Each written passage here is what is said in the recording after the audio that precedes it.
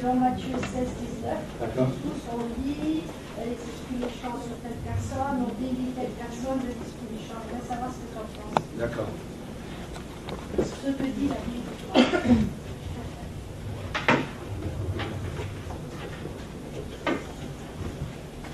Est-ce qu'on peut le lire, ce passage?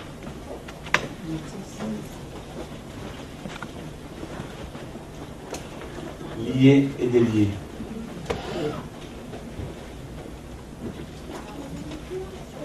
Et moi, je te dis que tu es fier sur cette pierre de ta cérémonie.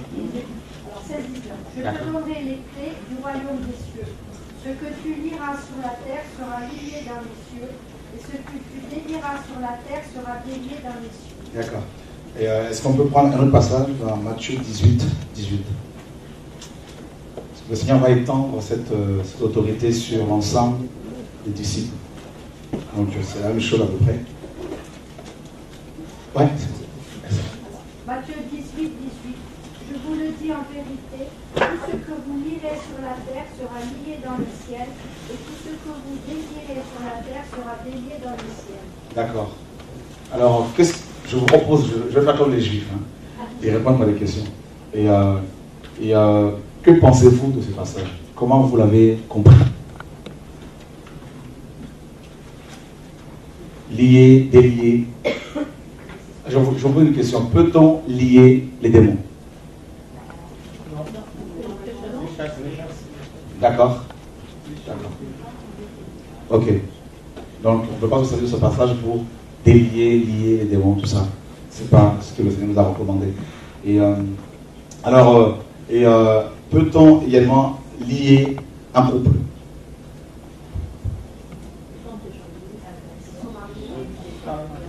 D'accord. Mais est-ce qu'un pasteur a-t-il le droit de le lier? Non. D'accord. Non. Ensemble. Ok. D'accord.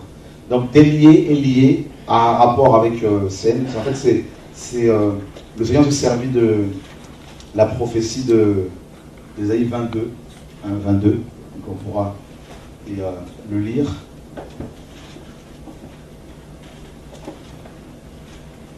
Il est question de la clé de David, c'est-à-dire l'autorité royale. Amen.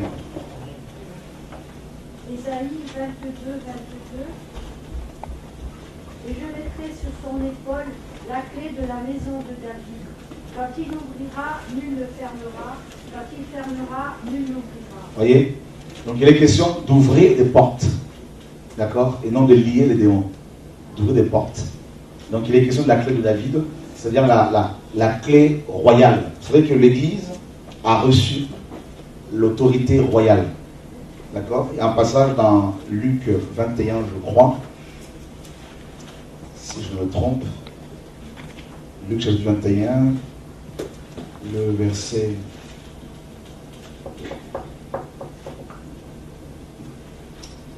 Alors...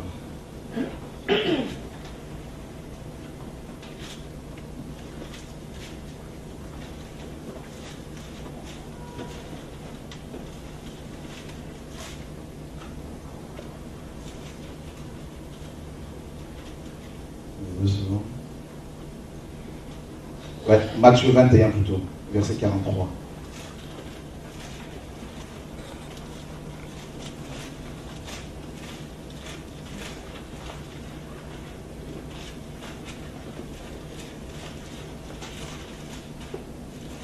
Si quelqu'un a trouvé, il pourra me faire la lecture.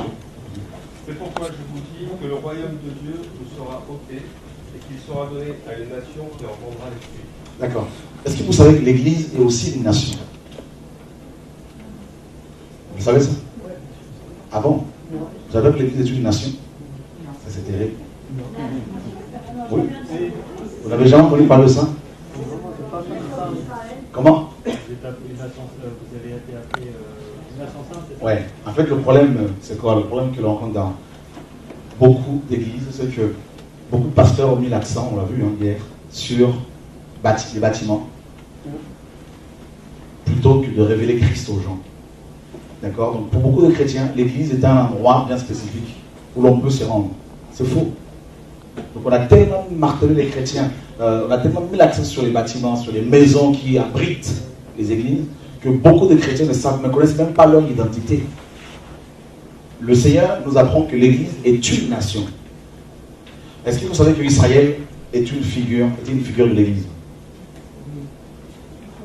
D'accord? Vous le savez ça? Donc voilà, pareil, l'Église c'est pareil. Mais je ne dis pas que l'Église a remplacé Israël dans le plan prophétique. Non, c'est faux. Ça, c'est une doctrine complètement démoniaque. Donc, ça, on est d'accord. Mais l'Église est aussi une nation. Pierre le dit. Donc, ça a un rapport avec la clé de David, justement. Donc, l'Église est une nation. Nous sommes dans 1 Pierre chapitre 2, verset 9. Qu'est-ce que Pierre nous apprend? Il dit que nous sommes une nation sainte. Amen. Nous qui? Nous, l'Église. Donc, rapidement, on pourra le lire, si quelqu'un a trouvé, parce qu'on va beaucoup lire aujourd'hui. Hein? Mais vous êtes la race élue, la sacrificature royale, la nation sainte, le peuple acquis pour annoncer les vertus de celui qui vous a appelé des ténèbres à sa merveilleuse lumière. Vous vous rendez compte? Donc l'église, ce n'est pas un bâtiment, ni une maison. D'accord? Nous sommes l'église, nous sommes une nation. La nation que Dieu a sauvée. À la tête de laquelle, bien sûr, il y a le roi qui est Christ. Et cette nation que nous sommes fait partie du royaume de Dieu. D'accord? Et en tant que nation, toutes les nations ont des clés. D'accord? La France est une nation qui a cette autorité nationale, cette autorité gouvernementale, même sur d'autres nations. D'accord? Donc, vous voyez, il y a cette vision-là. Donc, quand il donne les clés aux églises, aux apôtres, quand il leur dit que tout ce que vous allez délier sur la terre, là où sera délié, c'est l'autorité royale, la clé de David. C'est-à-dire, avec l'Église, Dieu, n'est-ce pas, brise les portes des nations. Et d'ailleurs, merci Seigneur, waouh, sans le Saint-Esprit, je ne peux rien faire. C'est magnifique, il vient de me rappeler quelque chose. Dans Matthieu 16, justement. Waouh, merci Seigneur.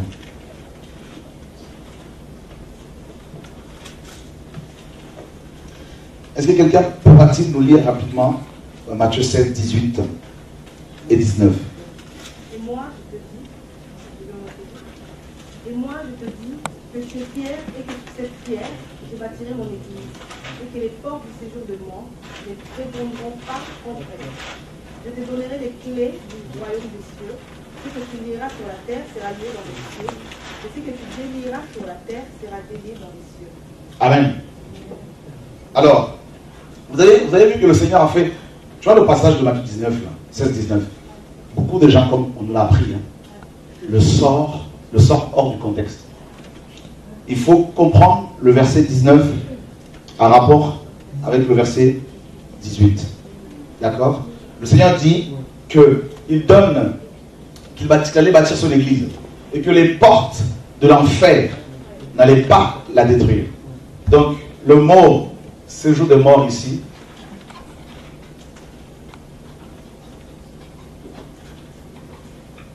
c'est Hadès en grec. C'est le dieu du monde souterrain, le dieu des enfers. Donc Hadès, séjour de mort, ou encore l'enfer, ou encore Orcus chez les Romains. Et l'enfer ou Hadès était un dieu, je dirais le dieu le plus craint chez les Grecs. Il était tellement craint que les Grecs ne voulaient pas prononcer son nom, donc ils utilisaient un euphémisme, c'est-à-dire Pilâtre. Donc ils utilisaient cet euphémisme pour parler des portes de l'enfer. Pilâtre signifie aussi porte close. D'accord?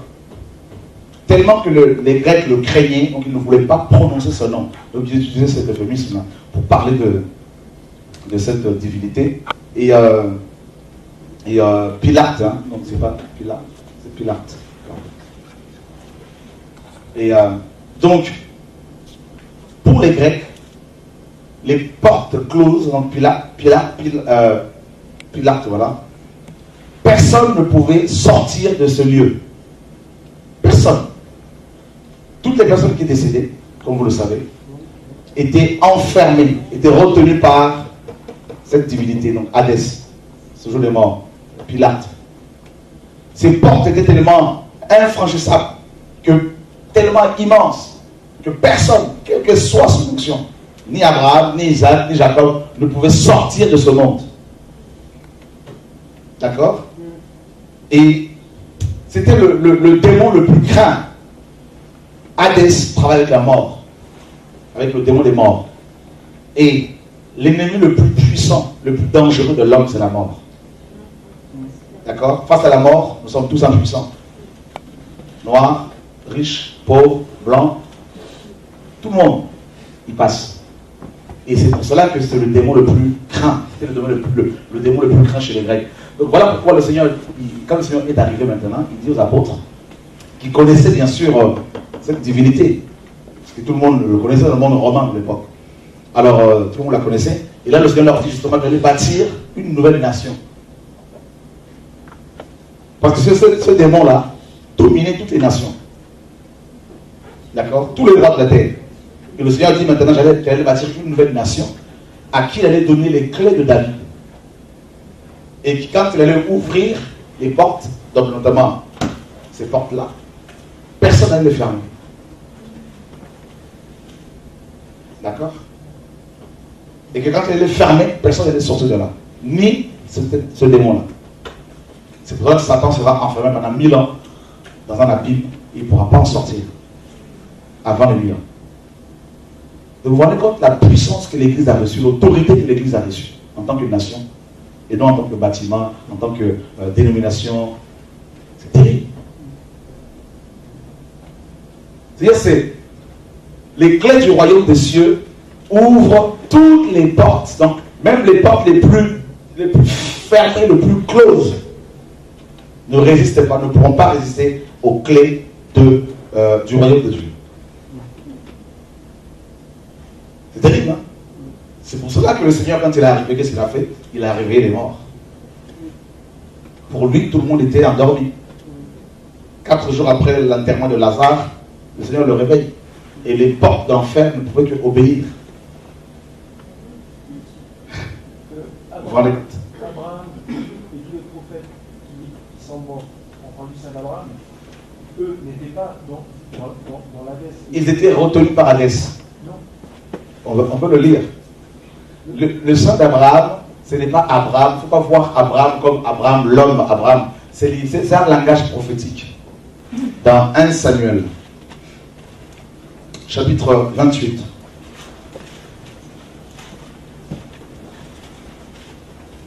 Quelqu'un peut-il nous lire rapidement à partir du verset 7?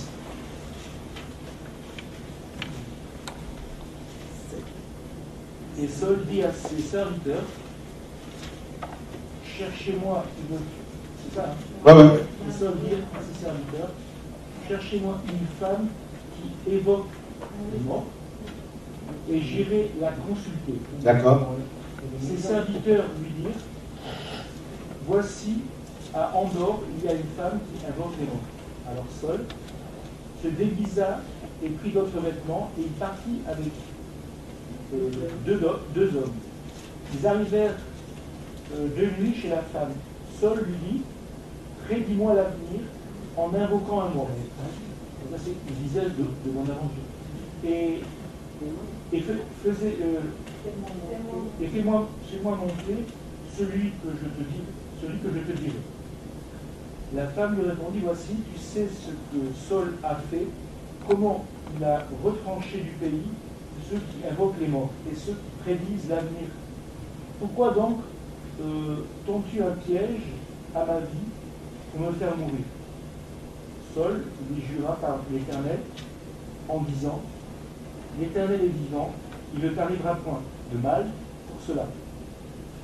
La femme dit, que veux-tu que je fasse monter? Et il répondit, fais-moi monter Samuel.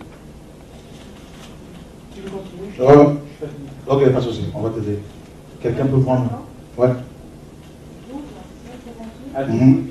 Lorsque la femme dit Samuel, elle poussa un grand cri et elle dit à Saul, pourquoi m'as-tu trompé? Tu es Saul. Le roi lui dit, ne crains rien. Et que vois-tu? La femme dit à Saul, je vois un Dieu qui monte de la terre. Il lui dit, quelle figure a-t-il? Et elle répondit, c'est un vieillard qui monte et il est enveloppé d'un manteau. Saul comprit que c'était Samuel, et il s'inclina le visage contre terre et se prosterna. Samuel dit à Saul, pourquoi m'as-tu troublé en me faisant monter? Saul répondit, je suis dans une grande détresse. Les Philistins me font la guerre, et Dieu s'est retiré de moi.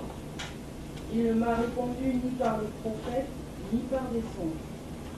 Et je t'ai appelé pour que tu me fasses connaître ce que je dois faire.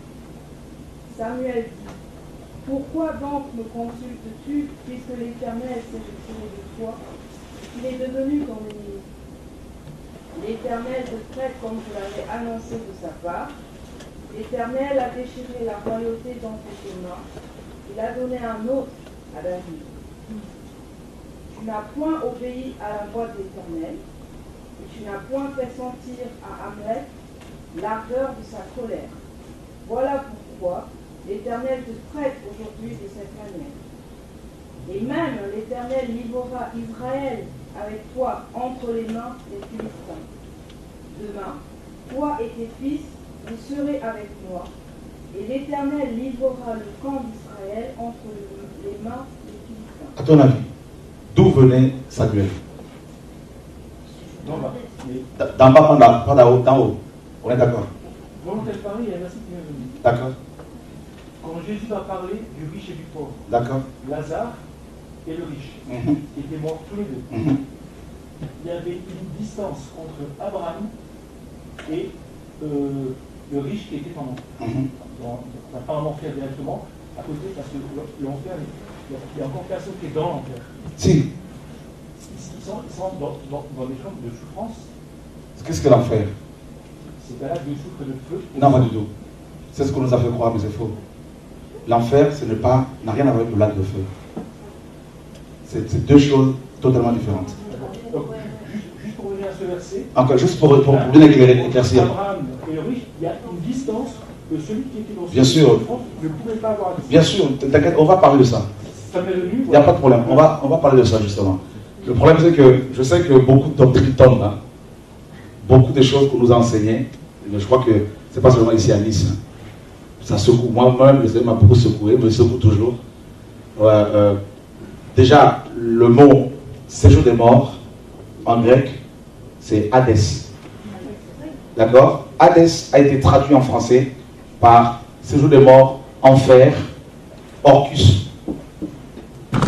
Donc, présentement, toutes les personnes qui décèdent, les païens, depuis la résurrection de Yeshua, tous les païens sont en enfer. C'est-à-dire dans le séjour des morts. En hébreu, Sheol. D'accord? C'est un lieu provisoire. D'accord? On va le voir tout à l'heure. C'est un lieu provisoire. Et prends-moi rapidement, s'il te plaît, pour bien éclaircir là-dessus. Après, on va continuer. Apocalypse chapitre 20, verset 14. La mer rendit donc les morts qui étaient là en elle. La mort et le séjour des morts rendirent les morts qui étaient en eux. Et chacun fut jugé selon ses œuvres. Donc il y a eu un jugement. Donc ceux qui sont morts ne sont pas encore jugés. Hein. Non, pas du tout. Ils sont dans un lieu de souffrance, mais C'est l'enfer, ou le séjour des morts. et chacun fut jugé selon ses œuvres, et la mort et le séjour des morts furent jetés dans l'étang de feu. Voilà. Voilà. Donc ils furent jetés dans l'étang de feu. Bien sûr. C'est clair. Hein, Donc tu as compris que l'enfer et le séjour des morts, c'est deux choses différentes. Voilà. Donc juste pour t'éclairer. c'est ce que j'ai dit tout à l'heure. Non, tu as dit que l'enfer c'est le lac de feu. Oui, enfin, oui, mais c'est le lieu où les morts vont être définitivement jetés. L'enfer c'est un lieu provisoire. Je ne sais pas si ça s'appelle l'enfer, mais il y a deux lieux en fait. Bien sûr. Présentement, les païens sont en enfer. D'accord? C'est un lieu de souffrance. C'est le lieu où se trouve actuellement l'homme riche. Il est dit qu'il était enseveli et dans le séjour des morts. Donc, il est en enfer présentement. J'ai eu la grâce de visiter ces deux lieux. L'enfer, plus de 6 fois, et le lac de feu, une seule fois. Et là, on nous dit qu'à la fin de temps, lorsque les païens seront ressuscités, ils seront jugés et jetés dans les temps de feu. Et on nous dit que les morts, n'est-ce pas? Non, la mort et le séjour des morts, c'est-à-dire le dieu Hadès, rendront les morts qui sont en eux lors du jugement dernier. Et la mort et le séjour des morts seront jetés dans les temps de feu. Ils vont les rejoindre, Satan, les démons, ainsi que tous les impies. Donc c'est écrit. Donc on ne peut être que d'accord si on aime la vérité. Maintenant, on apprend ici que Samuel qui était mort va être, n'est-ce pas, on va faire appel à lui par Saül. Et donc on apprend ici que Samuel, qui était un prophète de Dieu, d'accord, était dans le séjour des morts, Sheol à l'époque, donc en hébreu, ou encore enfer. C'est pas moi qui le dis, c'est la Bible. Et qu'est-ce qu'on apprend également? Samuel, une fois qu'il fut remonté, il dira à Saül, demain tes fils et toi seront avec moi. C'est écrit. Pourtant, il était Saül, Dieu n'était plus avec lui. Donc on peut le considérer comme un païen. Et Samuel lui dira que tu seras avec moi demain. Donc toutes les personnes qui décédaient avant l'avènement du Messie, avant Christ, allaient en enfer. Maintenant, les croyants étaient dans le sang d'Abraham, c'est-à-dire le séjour des morts, mais un endroit provisoire où ils attendaient justement la résurrection, la libération par la résurrection de Yeshua. D'accord, et dans celui-là, je ne pense pas qu'ils étaient en train de souffrir. Non, pas du tout. Par rapport aux païens, les païens par contre ils souffraient, comme c'est le cas toujours aujourd'hui. Mais par contre, les croyants non. Et on va prendre Éphésiens chapitre 4, verset 7. Mais la grâce est donnée à chacun de nous selon la mesure du don de Christ. C'est pourquoi il est dit, étant monté en haut, il a emmené captive une multitude de captifs, et il a distribué des dons aux hommes. Or, que signifie il est monté, si ce n'est qu'auparavant, il était descendu dans les parties basses de la terre. Et que Celui qui est descendu, c'est le même qui est monté au-dessus de tous les cieux, afin qu'il ait rempli toutes choses. Donc merci. Tu vois que lors de la résurrection de Yeshua, en fait, il a libéré tous les croyants qui étaient retenus par le dieu Hadès. On dit qu'ils étaient captifs, c'est pas moi qui le dis. C'était des prisonniers.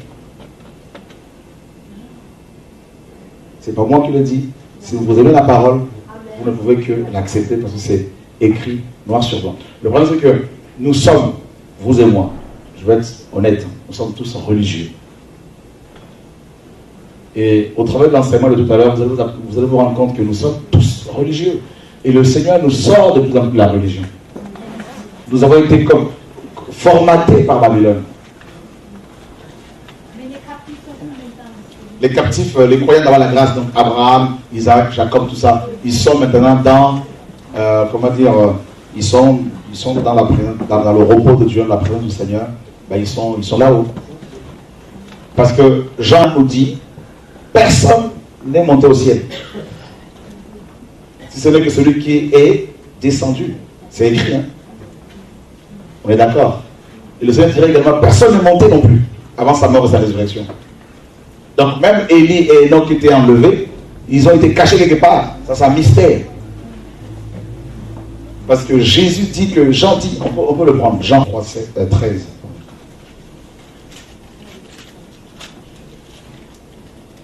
Personne n'est monté au ciel, sinon celui qui est descendu du ciel, le Fils de l'homme qui est dans le ciel. Voilà. Le Seigneur est clair. Hein? Personne n'est monté au ciel. Personne.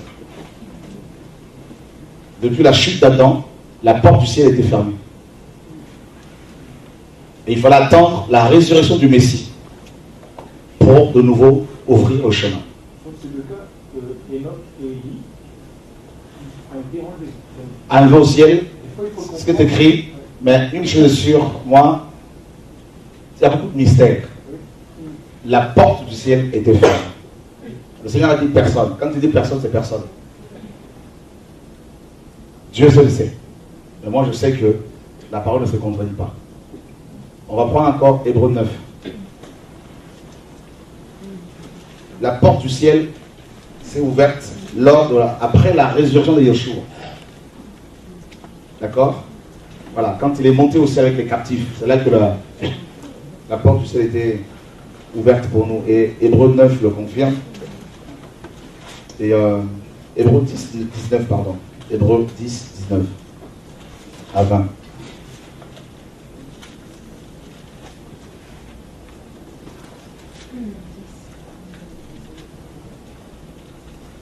Ayant donc, frères, la liberté d'entrer dans le sanctuaire par le sang de Jésus, chemin nouveau et vivant qui nous a frayés à travers le voile, c'est-à-dire à travers sa chair.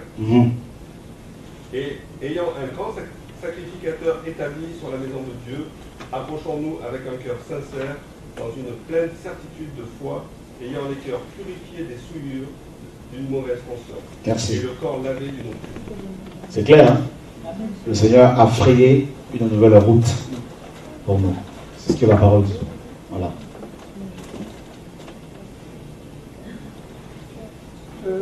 Dans le passage de Luc 16, il est dit que Lazare était conscient. Bien sûr. Et dans Ecclésiaste 9, il est dit qu'il n'y a ni œuvre, ni pensée, ni sagesse dans le séjour des morts. Tout à fait. Tout à fait. Donc, moi je comprends que là, dans Ecclésiaste, il est dit que bon, il est plus conscient, le mort. En fait, quand Ecclésiaste dit cela, ce qu'il faut comprendre, c'est que le séjour des morts signifie aussi tombe.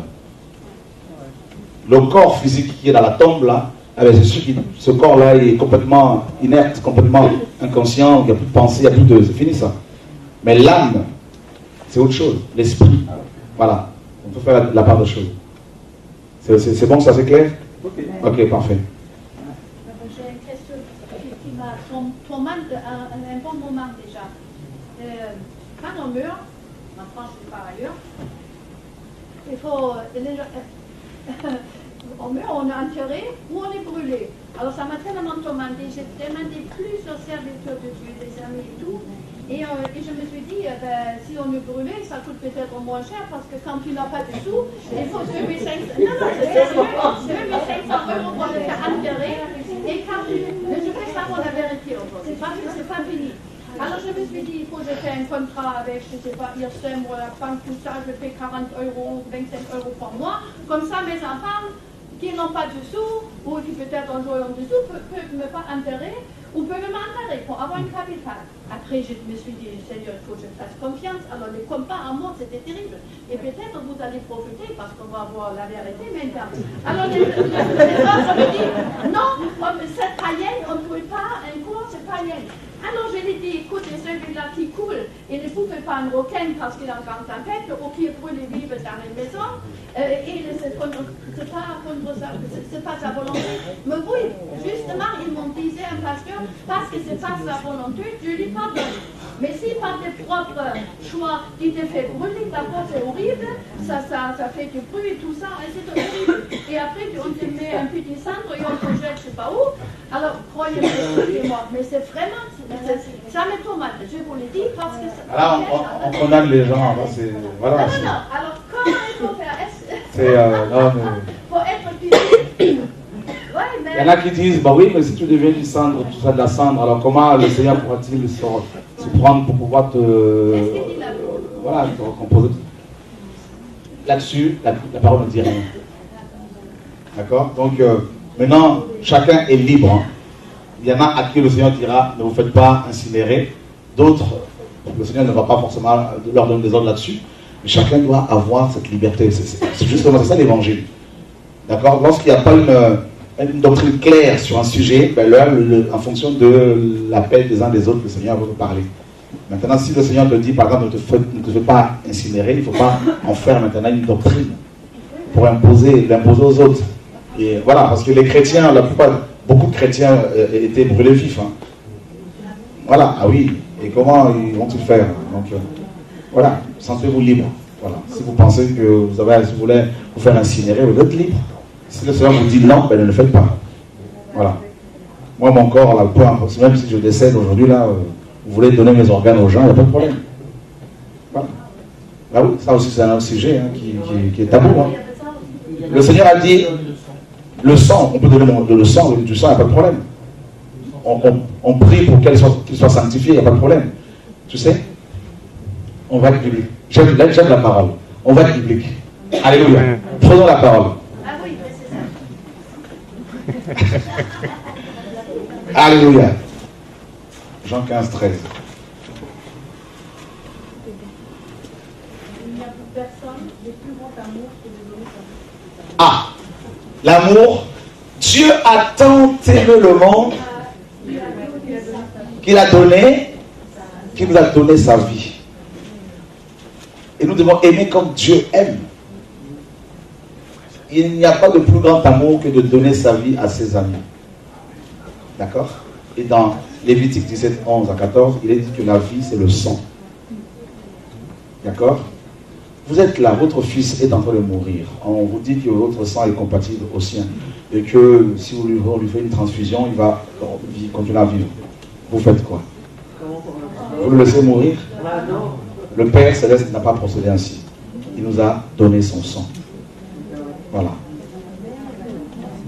Tout est sanctifié par la parole de Dieu et par la prière. Bien sûr, sanctifier ces choses-là et puis voilà. C'est terrible, hein? Buvez ce sang pour avoir la vie. Vous savez, dans Jean 6, le Seigneur disait cela. On a voulu le lapider à cause de cela. Les gens se disaient maintenant, mais il nous prend pour des cannibales, là, maintenant, il commence à chair, quand on son sang, pour avoir la vie, c'est compliqué tout ça. Oui, on peut donner son sang pour sauver des vies. Mais il faut prier dessus. Là, on est d'accord. Bien sûr. Voilà. Oui, par rapport au sang, justement, il est écrit qu'il ne faut pas manger du sang, donc la viande avec son sang. D'accord. Si tu manges le boudin. Ça, c'est avoir la grâce. Sous Moïse, bien sûr. Sous Moïse. Mais maintenant, c'est fini parce que Dieu nous a donné son sang. Et Paul dit que manger de tout ce qui va au marché, et voilà, tout est sanctifié par la parole et par la prière. Et quand les apôtres disent aux personnes envoyées par Paul, par rapport justement... c'est normal. C'est normal qu'ils aient écrit ça. Du sang. C'est normal qu'ils aient écrit ça, c'est l'acte 15. Et tout à fait normal. Vous savez pourquoi? Même après l'avènement de l'Esprit, c'est-à-dire même après la Pentecôte, donc acte 2, les apôtres étaient encore religieux. Ça peut vous choquer. Ils étaient encore attachés à Moïse. On verra même dans acte 15, acte 21, Jacques, l'apôtre, le frère du Seigneur Yeshua, va demander à Paul, demande à Paul d'aller procéder d'aller se purifier. C'est-à-dire d'observer la purification qui était observée sous Moïse. D'accord? Et Paul était dans le temple, il a offert des animaux. Ils étaient rasés la tête. Ils observaient encore la loi de Moïse. Jusqu'à ce que le Seigneur commence à donner des grandes révélations à Paul concernant la grâce. On peut le lire, hein? Vous voulez qu'on le lise? Oui, oui. Lisons. Acte 21.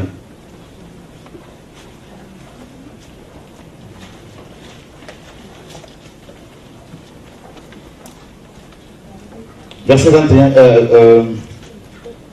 27 à 26.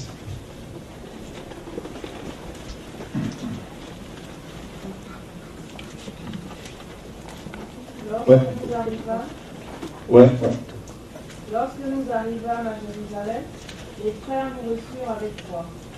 Le lendemain, Paul se rendit avec nous chez Jacques et tous les anciens s'y réunirent. Après les avoir salués, il raconta en détail ce que Dieu avait fait au milieu des païens par son ministère. Quand ils l'eurent entendu, ils glorifièrent Dieu. Puis ils lui dirent: Tu vois, frère, combien de milliers de Juifs ont cru, et tous sont zélés par la loi. Or, ils ont appris que tu enseignes à tous les Juifs qui sont parmi les païens à renoncer à Moïse, leur disant de ne pas circoncire les enfants et de ne pas se conformer aux coutumes. Que faire donc? Sans aucun doute, la multitude se rassemblera, car on saura que tu es venu. Ok, tu peux t'arrêter à 2 secondes. Ici, qui c'est qui parle ici? À votre avis? On sait que c'est Luc qui raconte, bien sûr, mais c'est Jacques qui parle, l'apôtre. D'accord? Le frère de Christ. Et qu'est-ce qu'il dit? Il dit à Paul que beaucoup de gens disent que toi, Paul, tu incites les païens qui se convertissent à renoncer à Moïse. Renoncer ici, en grec, c'est apostase. Donc, qui a donné apostasie.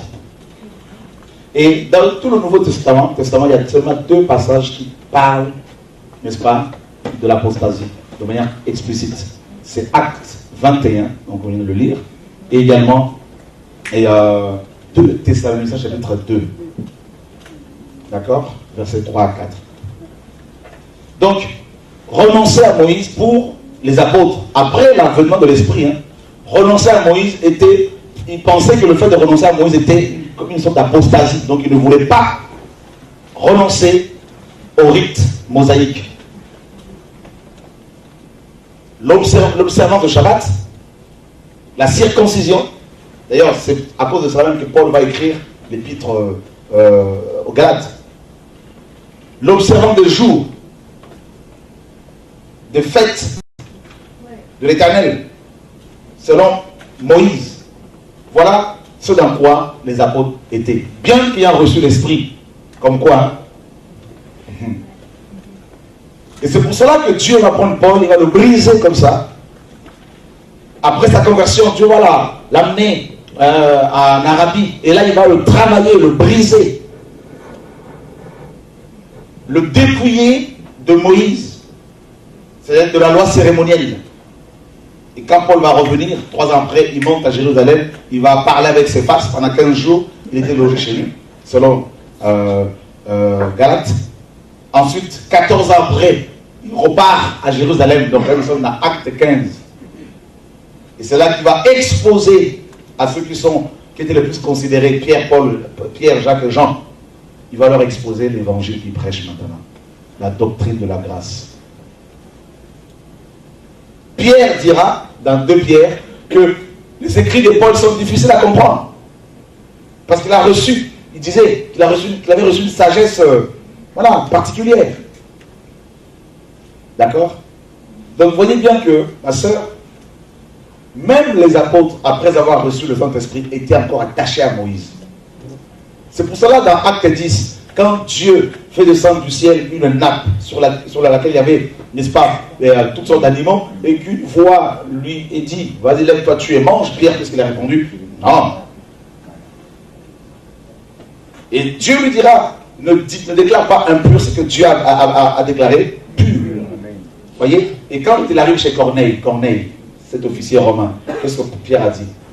Sais-tu qu'il est interdit à un juif de se lier d'amitié avec un païen? Donc il était très très attaché à Moïse, nationaliste, raciste. Apôtre. Notre apôtre Pierre. Le jour où je le verrai, on va bien discuter avec lui. Je poserai beaucoup de questions.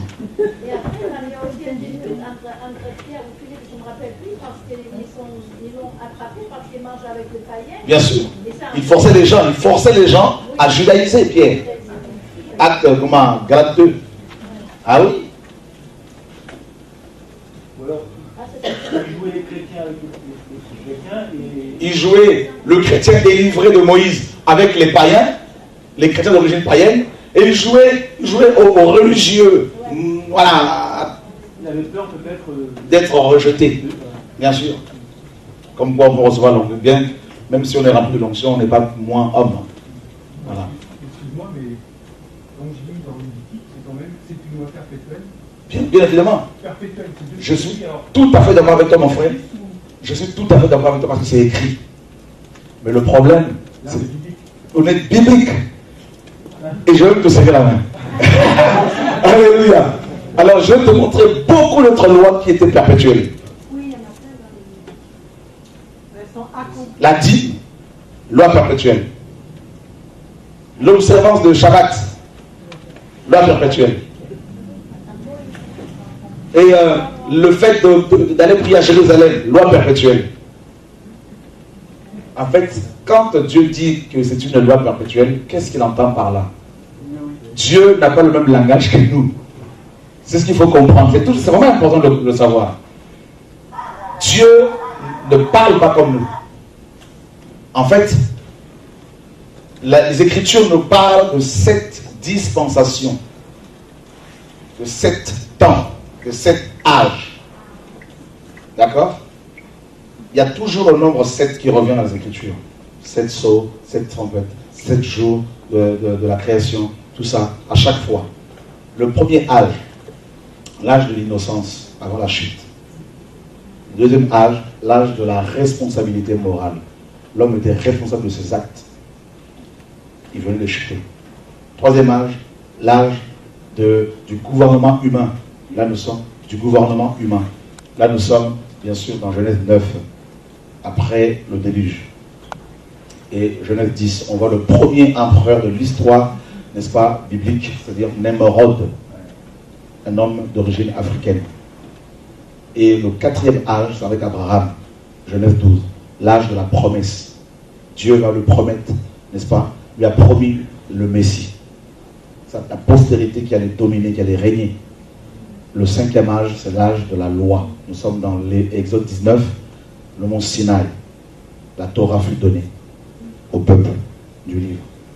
Et le sixième âge, c'est le jour où Dieu a créé l'homme et la femme, au sixième jour. Et c'est l'âge de l'Église. C'est là que le dernier Adam a pu, n'est-ce pas, engendrer Ève. C'est l'âge de l'Église. Ou l'âge de la grâce. Ou encore la dispensation de l'esprit. Et le septième âge, c'est l'âge du royaume. C'est le repos, le Shabbat. D'accord? Et maintenant, quand Dieu donne la loi à Moïse, il lui dit bien sûr, ces lois cérémonielles étaient perpétuelles pendant tout le temps de l'âge de la loi, bien évidemment. Perpétuel, c'est-à-dire qu'il fallait observer jusqu'à ce que, c'est comme un pédagogue, jusqu'à ce que, n'est-ce pas, le Messie vienne. Et c'est pour cela, frère, et souvent l'erreur que nous commettons, c'est que ce livre-là que nous avons entre nos mains est une épée, comme vous le savez. On peut s'en servir pour combattre, se défendre, on peut aussi s'en servir pour s'auto-détruire et détruire les autres. Parce qu'on interprète mal. Je prends juste un exemple. Pour bien interpréter les Écritures, comment faire pour ne pas interpréter la parole de Dieu à tous azimuts, tout ça, et faire dire à Dieu ce qu'il n'a pas dit? Parce que la mauvaise interprétation de la parole de Dieu a donné naissance à toutes ces sectes que nous connaissons aujourd'hui. Toute cette division entre nous. Pourtant, il y a un seul message. Un seul message, ce livre. Rien qu'aux États-Unis, il y a plus de 32 000 dénominations. Rien qu'aux États-Unis. Qui se servent de ce livre. Rien qu'avec ce livre, il y a eu plus de 30 millions de victimes chez les protestants.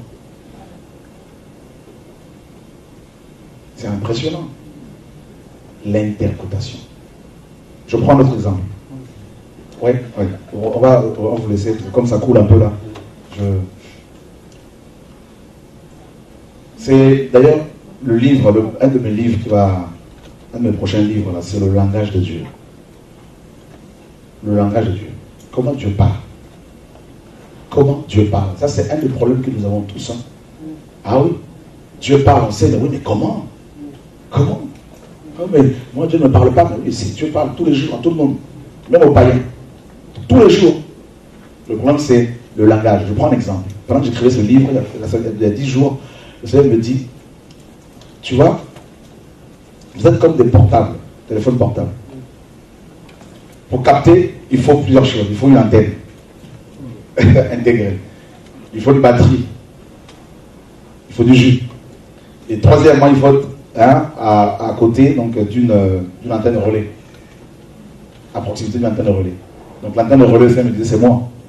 La source. Donc, si le portable n'a pas d'antenne, même s'il y a des ondes qui passent quelque part, il ne pourra pas les capter. Je dis, Seigneur, waouh! Nous sommes comme des décodeurs, nous sommes des émetteurs et des récepteurs. Nous émettons, nous recevons, nous émettons, voilà. Donc maintenant, ce livre-là, Dieu a parlé une seule fois. Il a parlé, bien sûr, ça a mis 1500 ans pour le finir. Mais, le problème est que, tel que nous sommes là, si nous lisons un seul passage, vous allez voir que nous risquons d'avoir plusieurs langues, plusieurs interprétations. Et le Seigneur m'a fait comprendre une chose. Il me dit, tu vois, dans mon langage, nous sommes là, un Chinois, je vais juste prendre, moi je suis d'origine congolaise. Donc, si je dis Yaka, tout le monde a entendu, mais tout le monde n'a pas compris. Vous voyez, le langage de Dieu. Maintenant, pour l'interpréter, il faut tenir compte d'un certain nombre de choses. Premièrement, il y a ce qu'on appelle la révélation. Apocalypse en grec. Action d'ôter le voile. Ça vient du verbe apocalypto. C'est-à-dire ôter, enlever le voile, éclairer. La révélation égale ce livre. C'est une révélation. Donc il n'y a plus de nouvelles révélations que nous recevons. Le canon biblique est complet. Donc il n'y a plus de révélation. Deuxièmement, il y a ce qu'on appelle l'inspiration. Toute écriture est inspirée de Dieu. Et troisièmement, il y a ce qu'on appelle l'illumination, photizo en grec. Donner, rendre évident. Nous avons besoin de l'illumination pour comprendre la révélation. C'est pour cela, une personne peut avoir bac plus 40. Si elle n'a pas l'esprit de Dieu, elle ne pourra pas comprendre ce livre. Elle va le comprendre intellectuellement, mais elle ne pourra pas percer la révélation, cette révélation. Donc il lui faut une illumination qui vient de l'esprit de Dieu. Ça, c'est les trois choses principales à connaître avant pour comprendre les Écritures. Il est dit par rapport à Daniel que, en fait, Dieu lui envoie Gabriel dans Daniel 9, 22. Gabriel dira à Daniel, j'ai été envoyé pour ouvrir ton intelligence, littéralement ton esprit, pour comprendre la révélation. Et dans Luc chapitre 24, verset 45, il est dit que le Seigneur a ouvert l'esprit des apôtres afin qu'ils comprennent les Écritures. Donc on ne peut pas le comprendre, ce livre, en allant dans les écoles théologiques. C'est l'erreur que commettent beaucoup les pasteurs. C'est pour cela qu'ils sont complètement endoctrinés, ils sont complètement envoûtés. Et quand ils sortent de là, ils vont envoûter les gens qui les écoutent. Ils pensent être sauvés, mais ils sont complètement envoûtés. C'est l'esprit babylonien, on va le voir tout à l'heure. Autre chose. Donc on a besoin de l'esprit pour comprendre ce message. L'eunuque éthiopien lisait le prophète Ésaïe dans Acte 9. Il était instruit, mais il ne comprenait pas ce qu'il lisait. Il fallait quelqu'un qui avait reçu l'illumination pour lui expliquer la parole. Apollos enseignait exactement sur la personne de Christ. Mais quand Aquilas et Priscille l'ont entendu, dans Acte 18, il est dit qu'ils lui ont exposé avec exactitude l'enseignement sur Christ. Maintenant, il y a aussi le contexte historique qu'il faut respecter. Parce que c'est aussi un livre historique. C'est un livre prophétique, un livre historique parce qu'il y a une histoire derrière. Quand on parle des Corinthiens, il y a une histoire. Quand on parle de l'église d'Éphèse, il y a une histoire. Et on trouve cela dans les actes d'apôtres. Il y a aussi le contexte linguistique. Ceux qui veulent défendre cette doctrine, il faut d'abord qu'ils soient remplis de l'esprit. S'ils ont la possibilité, ce serait bien qu'ils travaillent tout petit peu le grec et l'hébreu. Et c'est pour cela que beaucoup de gens, n'ayant pas reçu une bonne instruction, n'étant pas remplis véritablement de l'esprit, essayent d'expliquer ce livre, étant prophète, apôtre, docteur, évangéliste, tout ce que vous voulez, eh bien, il faut dire à la parole ce qu'elle ne dit pas.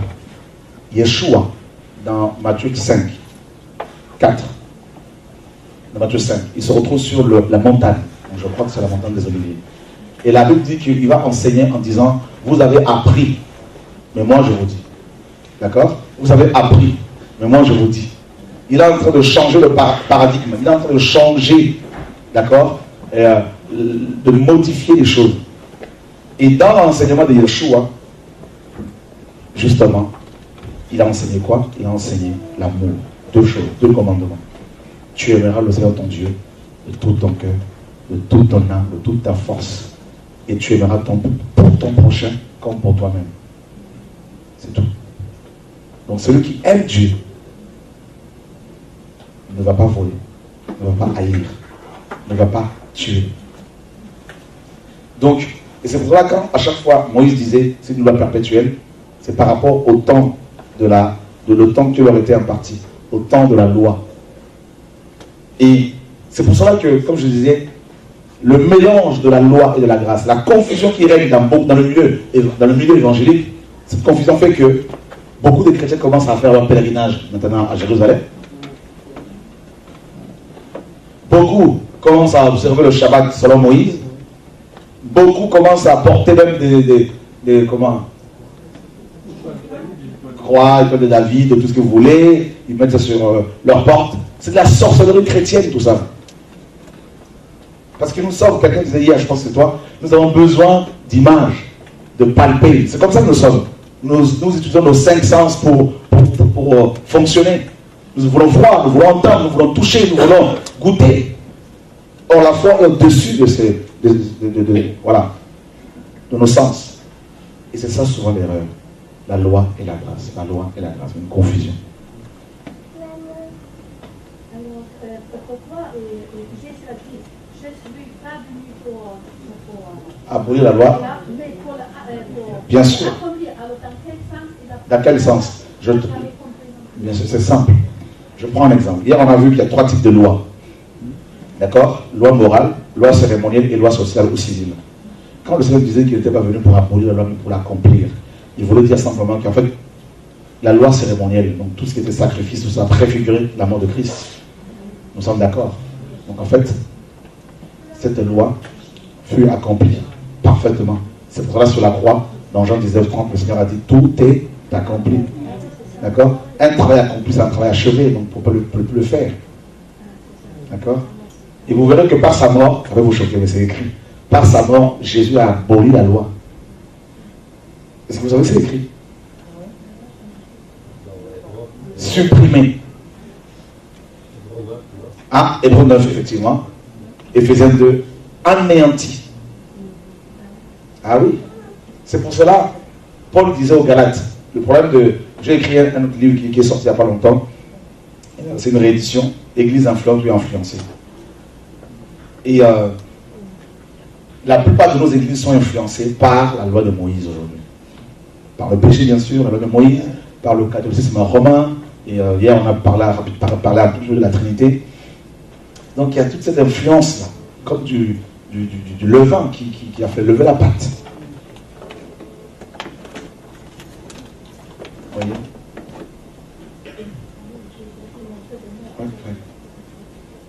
Ouais. Alors j'ai une question un peu étonnante pour un chrétien. Comment se fait-il qu'on ait fallu attendre la venue de Paul, 33 ans après la mort de Jésus, pour qu'il nous donne toutes les doctrines aujourd'hui chrétiennes? D'accord. Des doctrines qui n'ont pas forcément été diluées, en tout cas par Jésus. Comment se fait-il que pendant 33 ans, il n'y a pas eu de... Puisque le consolateur était arrivé, comment se fait-il qu'il ait fallu qu'on attende Paul 33 ans après la mort de Jésus pour avoir toutes les doctrines de l'Église chrétienne aujourd'hui? C'est simple. Ce que justement, c'est mon combat, pas seulement moi personnellement, avec d'autres. Le Seigneur a dit on va prendre ce passage dans...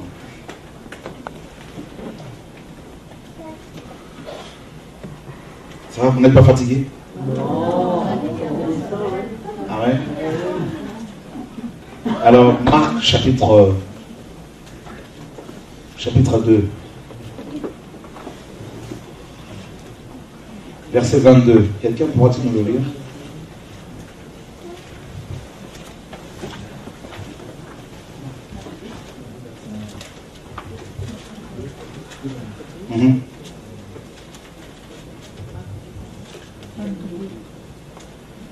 Et personne ne met le vin nouveau dans le vieux vaisseau, autrement le vin nouveau rompt les vaisseaux et le vin se répand. Et les vaisseaux se perdent, mais le vin nouveau doit être mis dans des vaisseaux neufs. Là, c'est bon. Ah, c'est bon. C'est bon, hein? Donc, je pense que c'est clair. Le problème, c'est que nous sommes formatés par la religion. Les apôtres, eux-mêmes, Paul notamment, étaient formatés par la religion. Regardez les apôtres.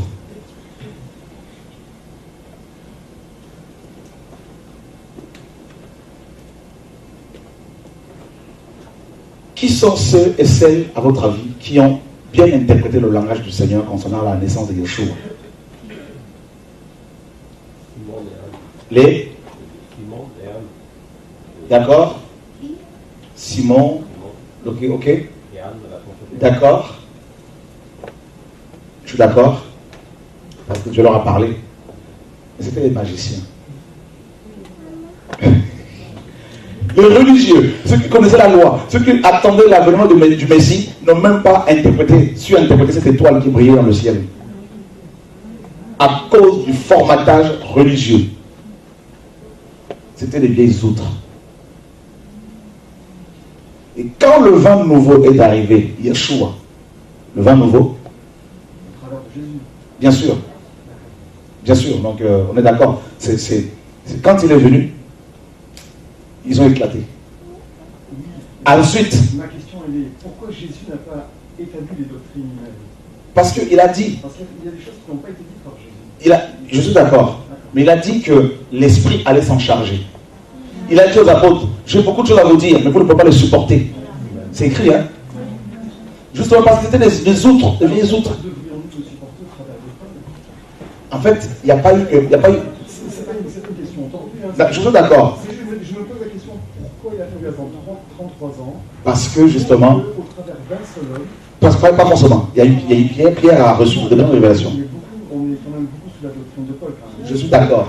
Mais parce que justement. Globalement. Effectivement. Parce que Paul était cet outre-là qui s'est laissé travailler, qui a accepté d'être brûlé. Pierre aussi, tout ça. Mais Pierre, le Seigneur les a laissés sur Israël. Voilà. Ouais, parce que tout à l'heure, tu parlais de Jacques, du verset de Jacques, qui disait à Paul, mais attends, Jésus n'a pas dit ça. Parce qu'il s'étonnait lui-même que vous avez du sang. Il s'étonnait lui-même que Paul, finalement, donne une direction, je dirais, chrétienne, alors que Jésus n'avait pas du tout ni exercé ni rien du tout. Parce que le Seigneur était venu pour les Juifs au départ, pas pour les païens. Oui, mais nous, on se fait Jésus. D'accord. Le problème, c'est que Paul a reçu de Jésus. Oui. Voilà. Ça, c'est que nous, chrétiens, vraiment, on dit. Non, c'est ce que Paul lui-même dit, c'est ce que la parole dit. Oui. Voilà. Donc, voilà. Donc, le Seigneur, quand il est arrivé, il y a des choses qu'il ne pouvait pas parler avec les apôtres, il ne pouvait pas les supporter. Il a dit, quand il annonce sa mort, Pierre le prend pas. Tu ne vas pas mourir, Seigneur. Ah non, moi j'ai tout quitté pour te suivre. Tu ne peux pas mourir. Pourtant, quelques secondes avant, il avait reconnu comme étant le Messie. Pierre, après sa conversion, après l'avènement de l'Esprit, comme on l'a vu, Dieu lui dit, lève-toi, tue. Il dit non. On ne voit pas Paul agir ainsi. Les apôtres de Jérusalem, acte 11, quand ils ont appris que Pierre était parti chez Corneille, ils lui ont fait des reproches. Tu vois, non? Et c'est pour ça que le Seigneur a dit, vous allez rester à Jérusalem. Et il prend Paul, il le travaille, parce que aussi certainement Paul, son père, était d'origine romaine. Voilà. Et il le prend, il le travaille, il le brise, et il envoie aux nations avec son message. Parce qu'il s'est laissé briser, parce qu'il a accepté. Le problème, c'est que on est chrétien, hein, mais tu verras que beaucoup de chrétiens sont devenus des outres, des vieilles outres. Quand Dieu veut leur donner une nouvelle pensée, qui n'est pas nouvelle, mais quelque chose qu'ils n'ont pas forcément bien compris. Je prends l'exemple de la dîme, par exemple. Combien de pasteurs qui aiment réellement le Seigneur ne s'opposent-ils pas à l'enseignement sur la dîme, comme étant une pratique de la loi? Pourtant, beaucoup parmi eux aiment Dieu. Je comprends par rapport à ça, c'était ma question. C'est ça. Vous dites que la dîme, c'est des pratiques de la loi. C'est pas moi qui le dis. C'est la parole. La parole nous dit apporter dans la maison du Seigneur. C'est très intéressant. Est-ce que tu peux t'avancer, s'il te plaît? Tu es intéressante. C'est pas grave. Bon. C'est Malachie 3:10, n'est-ce pas? Est-ce que tu peux le lire? Nous sommes ici jusqu'à 22h, c'est ça? Oui. Alors, apporter à la maison toutes les dîmes, afin qu'il y ait de la nourriture dans la maison. Mettez-moi de la sorte à l'épreuve, dit l'Éternel des armées, et vous verrez si je n'ouvre pas pour vous les épouses des autres. Et si je ne répands pas pour vous la bénédiction en abondance. Apporter à la maison du trésor toutes les dîmes. Je te pose une question. Qu'est-ce que la maison du trésor?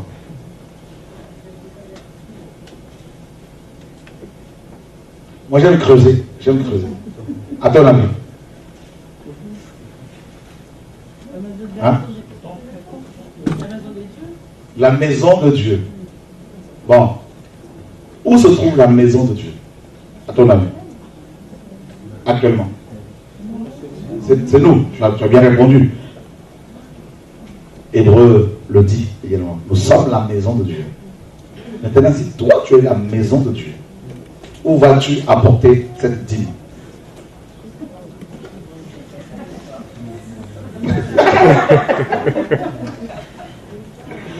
Ok. Bon. Autre chose, il faut se poser une deuxième question. Donc, on a identifié la maison de Dieu. En fait, c'était des magasins qui se trouvaient dans le temple. Donc, un endroit où on mettait des offrandes, tout ça. Maintenant, de quelle dîme Dieu parlait-il ici? Parce qu'il y en avait 4. Est-ce que tu peux rapidement nous prendre Néhémie chapitre 10, versets 35 à 39? Comment? Comme je fais beaucoup de débats, ici et là, le Seigneur m'a beaucoup aidé. Chapitre 10, versets 35 à 39. Néhémie, chapitre 10, 35 à 39. C'est pour défendre la saine doctrine, il faut se préparer.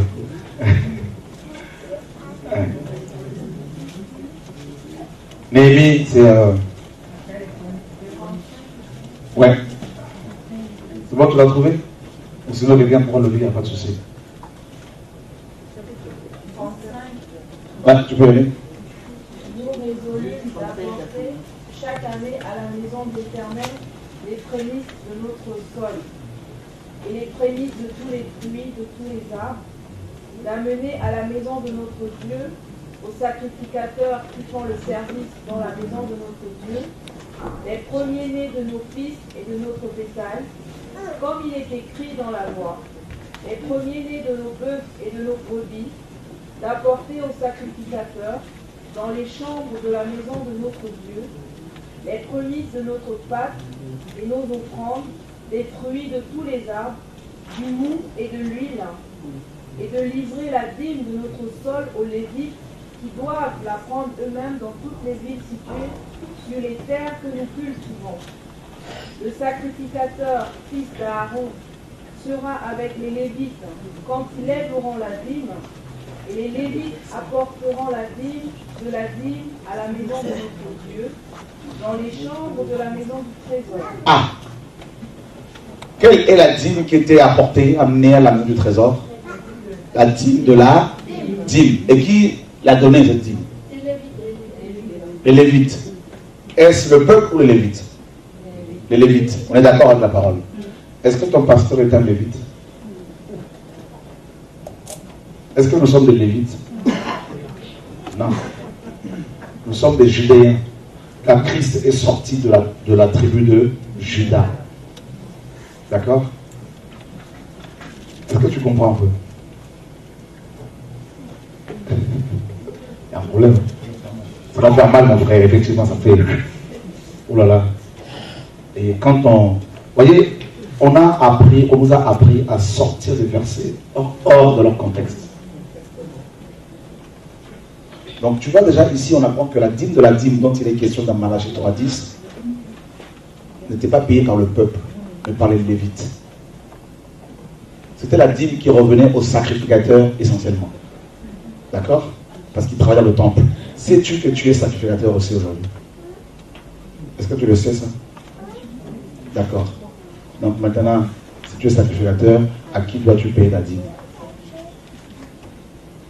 Parce que les sacrificateurs ne payaient pas la dîme. C'était les Lévites qui la payaient les sacrificateurs.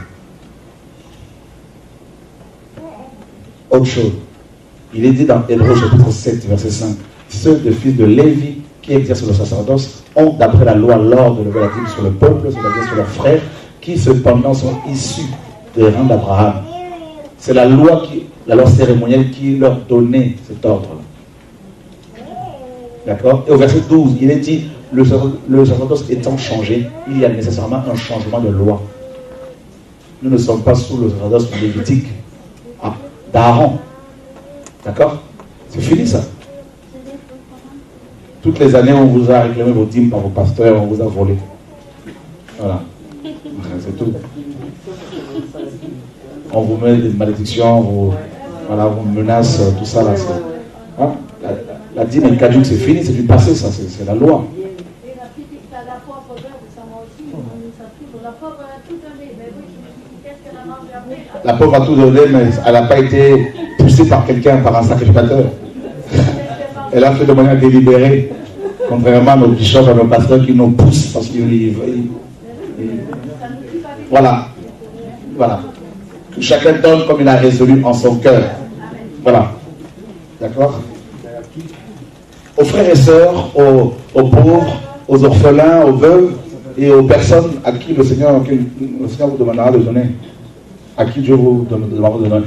Faites quelque chose librement. Celui qui aime Dieu ne peut pas ne pas soutenir l'œuvre du Seigneur. Mais il le fera de manière libre. Voilà.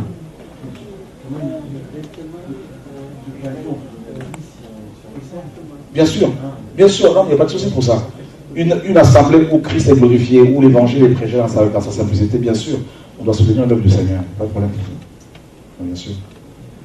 Je voulais tout à l'heure, par rapport à la question que posait le frère, juste rajouter une chose. C'est que ce qui était intéressant dans le ministère de Jésus, chaque fois qu'il guérissait quelqu'un, il le ramenait à la loi pour qu'il respecte ce qui était.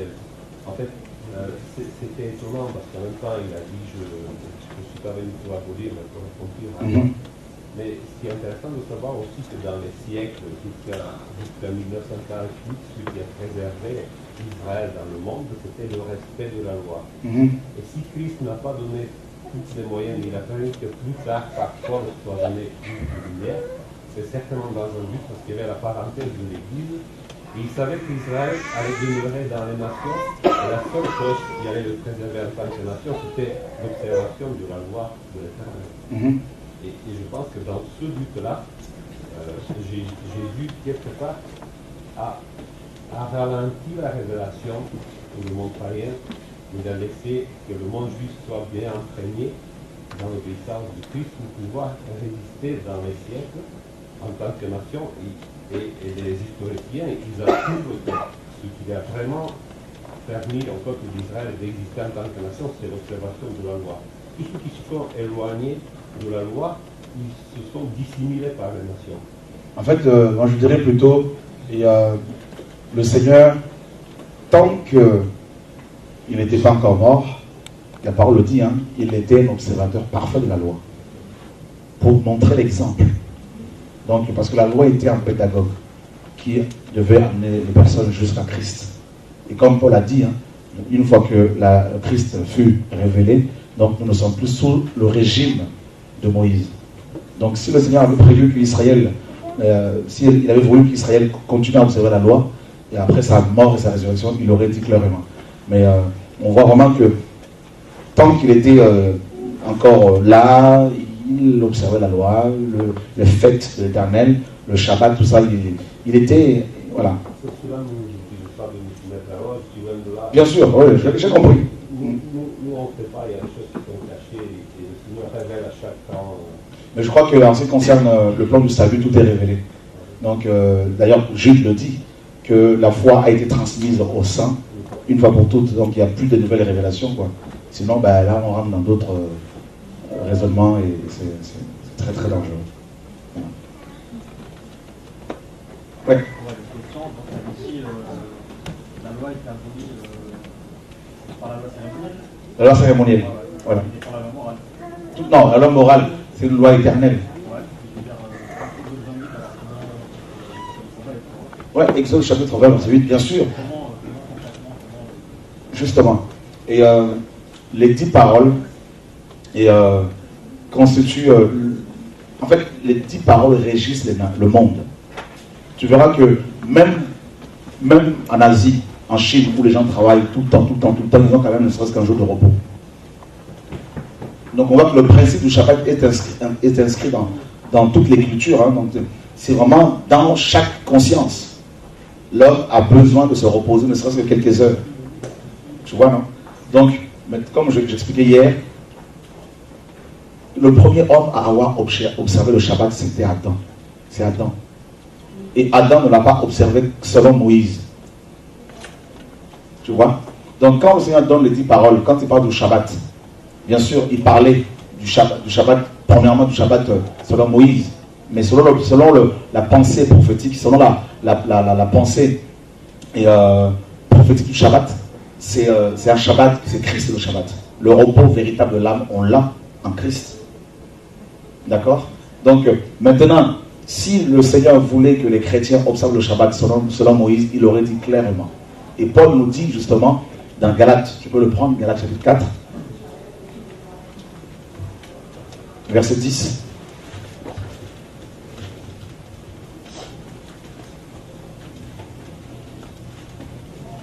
Comme je disais hier, je suis passé par l'adventisme du 7e jour. Il y a 23 ans, 24 ans de cela. 4, 10. Vous observez les jours, les mois, les temps et les années. Je crains d'avoir inutilement travaillé pour vous. Tu vois? C'était le piège dans lequel étaient tombés les Galates. Ils commençaient de nouveau à observer les jours, les mois, les... Voilà. Prends Colossiens chapitre 2, versets 16 à 18, s'il te plaît.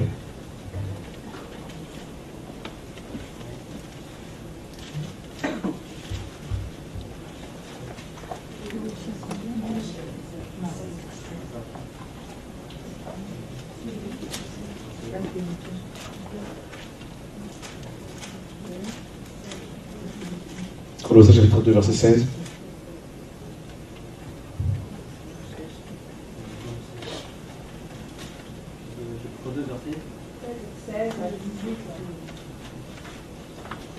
Par rapport au temps, dès que quelqu'un a trouvé, il pourra le lire, il n'y a pas de souci. Que personne donc ne vous juge au sujet du manger ou du boire, ou au sujet d'une fête, d'une nouvelle lune, ou des sabbats.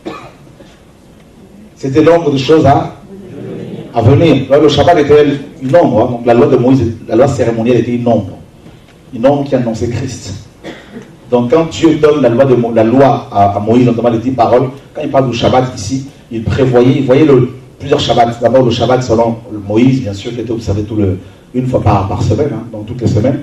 Et puis le Shabbat qui est l'œuvre de la croix, tout simplement.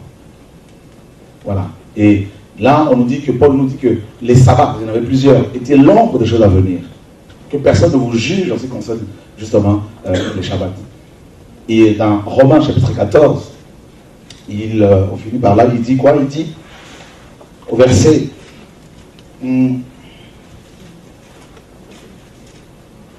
6. Celui qui distingue entre les jours agit ainsi pour le Seigneur. Celui qui mange, c'est pour le Seigneur qui mange, car il rend grâce à Dieu. Verset 5. Tel fait une distinction entre les jours, tel autre les estime tous égaux. Que chacun ait en son esprit une pleine conviction. Voilà, tu vois, non? Donc, c'est ça la liberté en Christ que nous avons. Donc, si quelqu'un dit, moi, je vais prier, je vais observer le Shabbat, mais s'il le dit cela, il faudrait qu'il observe selon Moïse dans ce cas-là. Et là, il aura vraiment des problèmes. Parce que si tu veux observer une seule loi mosaïque, il faudrait observer toutes les lois, comme Jacques le dit.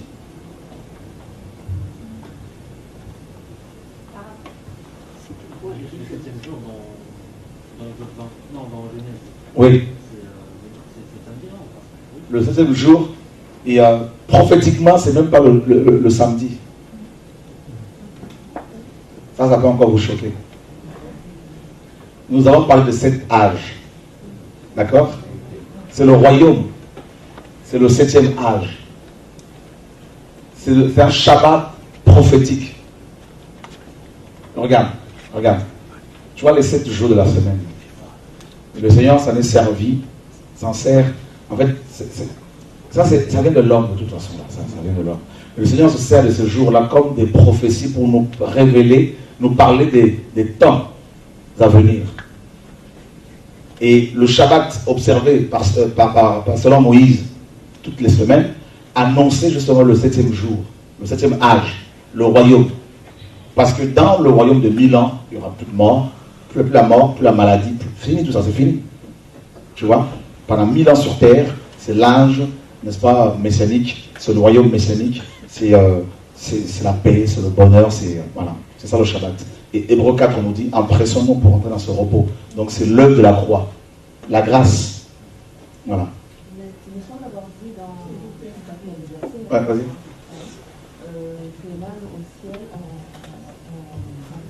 Pas du tout, c'est pas. C'est Zacharie, chapitre 14, nous parle du royaume terrestre. Les nations monteront à Jérusalem pour observer la fête des tabernacles. Pour observer la fête des tabernacles. C'est le royaume. Au ciel, c'est fini, il n'y a pas un seul verset qui dit qu'au ciel, on va observer le Shabbat. Non, non. Non, non. Voilà. Voilà, il n'y a pas. Oui. Exode. Exode 20, il dit dans verset 10, verset 11, car en 6 jours l'Éternel a fait les cieux, la terre, la mer et tout ce qui y est contenu, et il s'est reposé le 7e jour. C'est pourquoi l'Éternel a béni les jours du repos et l'a sanctifié. Bien sûr, c'est écrit. C'est écrit. Maintenant, ceux qui n'observaient pas ce Shabbat-là étaient lapidés. C'est ce qui est écrit dans la loi. Ceux qui ne l'observaient pas, il fallait les lapider. Vous savez ça? Donc maintenant, si tu ne l'observes pas, est-ce que tu accepterais qu'on te lapide?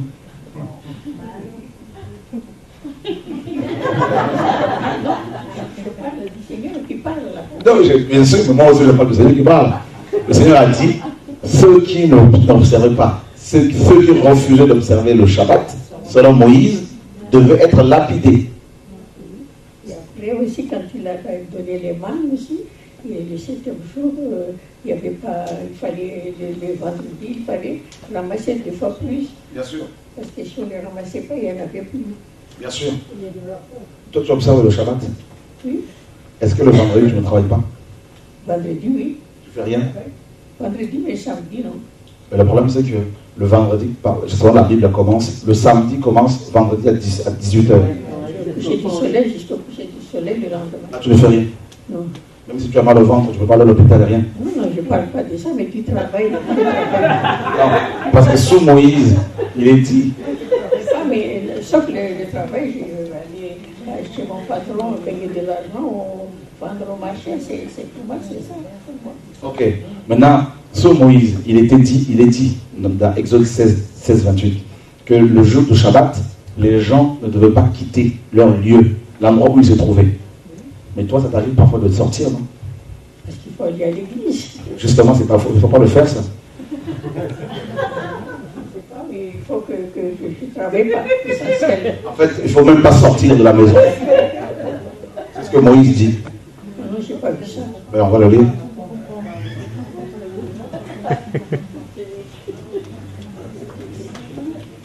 Exode 16, 28.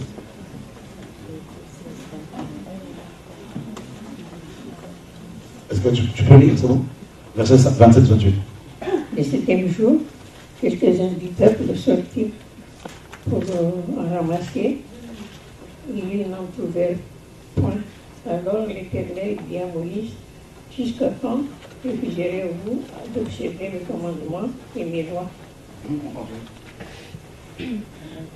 Considérez que l'Éternel vous a donné le Shabbat, c'est pourquoi il vous donne au 6e jour de la nourriture pour 2 jours, que chacun reste à sa place et que personne ne sort du lieu où il est au 7e jour.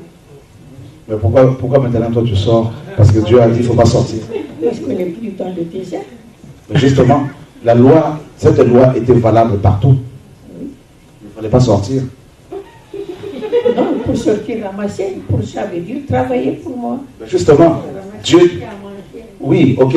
Mais le Seigneur disait également, en fait, même actuellement, les Juifs qui observent le Shabbat, selon Moïse, ne font même pas plus de 900 mètres de chez eux. Mais quand toi tu sors, ou les autres adventistes, pour aller au bâtiment qu'on appelle l'église, vous faites plus de 1000 mètres. Oui, mais je ne parle pas de sortir, mais de travailler. Non, mais là Dieu dit qu'il ne fallait même pas bouger.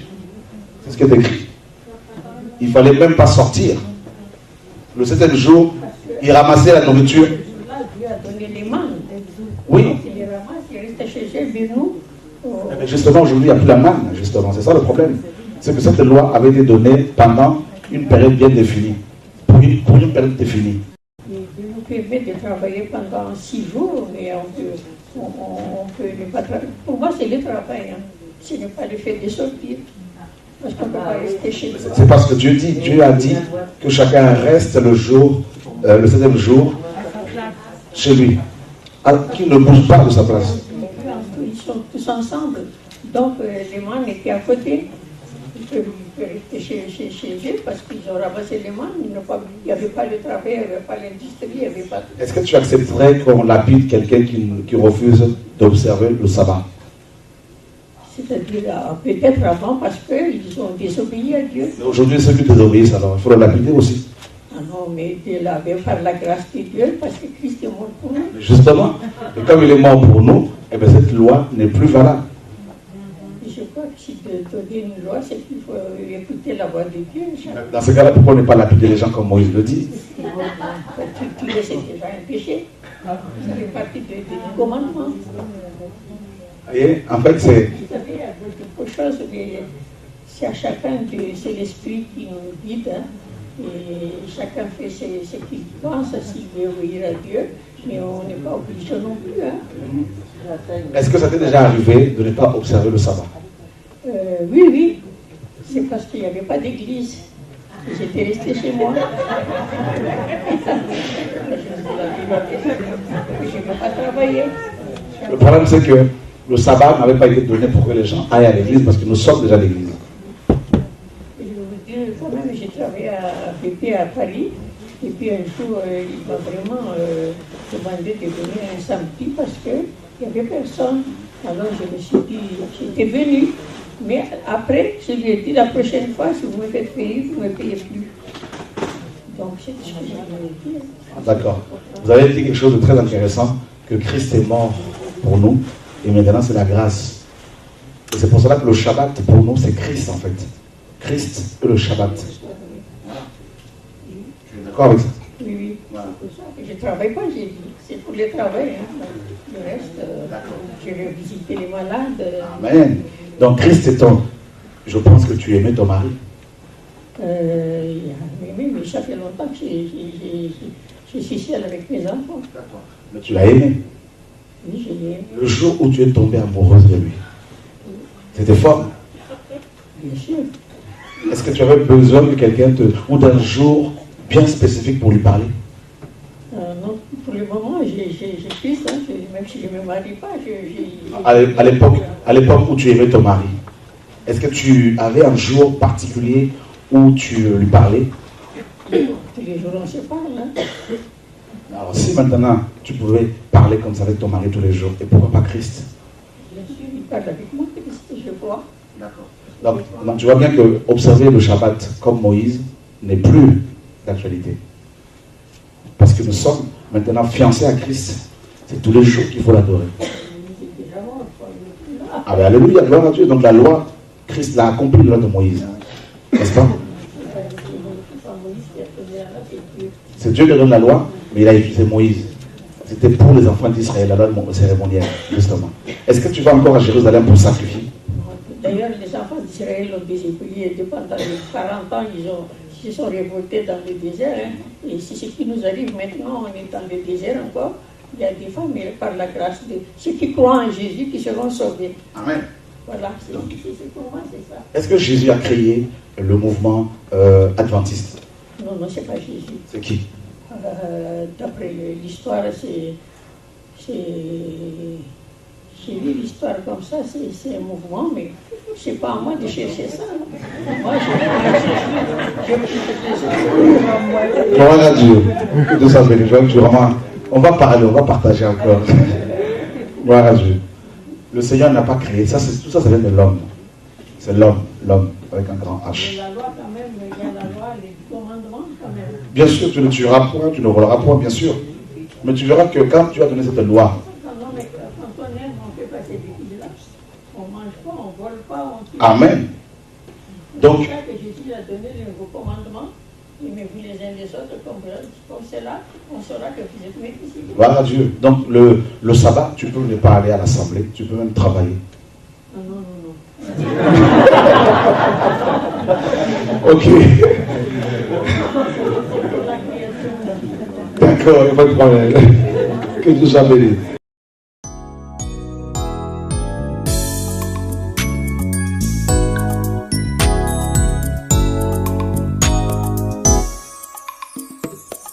Combien j'aime ta loi, elle est toujours l'objet de ma méditation. Ta parole me rend plus sage, car je l'ai toujours avec moi. Je suis plus instruit que tous mes maîtres, car ta loi est l'objet de ma méditation. J'ai plus d'intelligence que le vieillard, car j'observe tes ordonnances, yeah. Je retiens mon pied loin de tout mauvais chemin, afin de garder ta